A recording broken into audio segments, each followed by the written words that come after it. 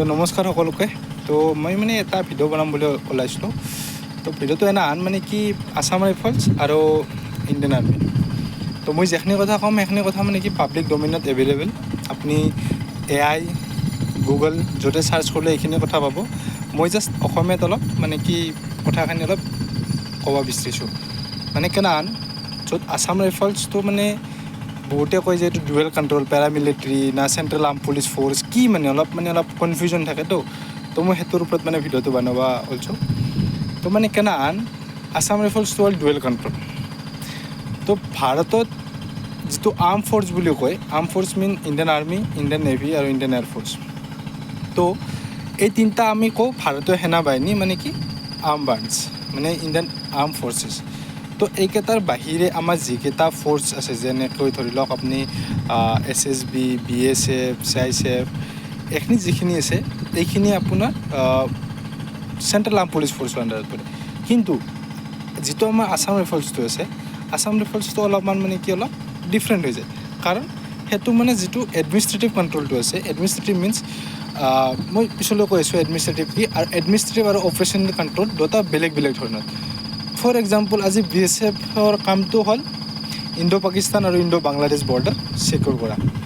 তো যদি BSFৰ যিকোনো এটা ধৰি লওক কাম কৰিব লগা হয়, যিকোনো এটা অপাৰেশ্যন লঞ্চ কৰিব লগা হয়, তো সেইটো যিটো যাৰ আণ্ডাৰত কৰিব, যিজন মানে মুৰব্বী অধিক্ষক কৰিব সেইজন আপোনাৰ পুলিচ ফ'ৰ্চৰ হ'ব। কিন্তু মই যদি কওঁ আছাম ৰাইফলছৰ কথা, আছাম ৰাইফলছটো মানে কি কেনেকুৱা হয়, আছাম ৰাইফলছটো মানে যিটো অপাৰেশ্যনেল কণ্ট্ৰল মানে ধৰি লওক ক'ৰবাত কিবা এটা অপাৰেশ্যন কৰিব লাগিব, সেই অপাৰেশ্যনটো মানে কোনে লিড কৰিব। তো দেন সেইটোৰ ক্ষেত্ৰত মানে কি হয় আৰ্মি মানে ইণ্ডিয়ান আৰ্মি মানে কি কণ্ট্ৰলৰ দ্বাৰা হয়। ফৰ এক্সাম্পল কোনোবা এটা ঠাইত মানে কি গম পাইছে যে মিলিটেণ্ট আছে, তো মিলিটেণ্টক মানে কি কৰ্ডন কৰি সেই মিলিটেণ্টখিনিক সেই কৰিব লাগে, নিউট্ৰেলাইজ কৰিব লাগে। তেনেকুৱা ক্ষেত্ৰত কি হয় আছাম ৰাইফলছে মানে কি ইণ্ডিয়ান আৰ্মিৰ দ্বাৰা হয়। ইণ্ডিয়ান আৰ্মি মিনছ ইণ্ডিয়ান আৰ্মিৰ দ্বাৰা অপাৰেশ্যনেলি কণ্ট্ৰল হয়। কিন্তু তাত আছাম ৰাইফলছৰ এটা প্ৰব্লেম থাকে। আছাম ৰাইফলছৰ যিটো এডমিনিষ্ট্ৰেটিভ কণ্ট্ৰল আছে সেইটো বেলেগ, সেইটো হ'ল MHS মানে মিনিষ্ট্ৰী অফ হোম এফেয়াৰ্ছ। আৰু মই যিটো এইমাত্ৰ কৈ উঠিলোঁ যিটো মানে কি অপাৰেশ্যনেল কণ্ট্ৰল সেইটো মানে ইণ্ডিয়ান আৰ্মি আই মিন মানে মিনিষ্ট্ৰী অফ ডিফেন্স, ঠিক আছে। তো এতিয়া আমি ক'বলৈ এইমাত্ৰ মই যিটো BSFৰ উদাহৰণ দিলোঁ, তো BSFৰ যিটো অপাৰেশ্যনেল কণ্ট্ৰলটো তো সিহঁতে নিজে চায়, আৰু যিটো এডমিনিষ্ট্ৰেটিভ যিটো ধৰি লওক জোৱান এজনৰ ছুটি অহা যোৱা, দৰমহা, তাৰপিছত তেখেতৰ পষ্টিং, ক'ত চাকৰি কৰিব, কিমান দিন, তেখেতৰ পেঞ্চন, তেখেতৰ ৱেলফেয়াৰ চবখিনি ধৰি লওক আপোনাৰ মানে কি এডমিনিষ্ট্ৰেটিভ কণ্ট্ৰলখিনি MHS। মই BSFৰ এক্সাম্পলটো কৈছোঁ, কিন্তু অনলি ক্ষেত্ৰত মানে কি আছাম ৰাইফলছটো অকণমান বেলেগ হৈ যায় সেইকাৰণে, কাৰণ আছাম ৰাইফলছত মানে কি হয় অপাৰেশ্যনেল কণ্ট্ৰল মই মাত্ৰ আপোনাক কথাটো ক'লে, তো সেইটো মানে ইণ্ডিয়ান আৰ্মিৰ হাতত থাকে। তো ইণ্ডিয়ান আৰ্মিৰ হাতত মানে ইণ্ডিয়ান আৰ্মিৰ দ্বাৰা যিটো অফিচাৰ এপইণ্ট হয় সেই এপইণ্ট কৰা অফিচাৰৰ দ্বাৰা হয়, ঠিক আছে।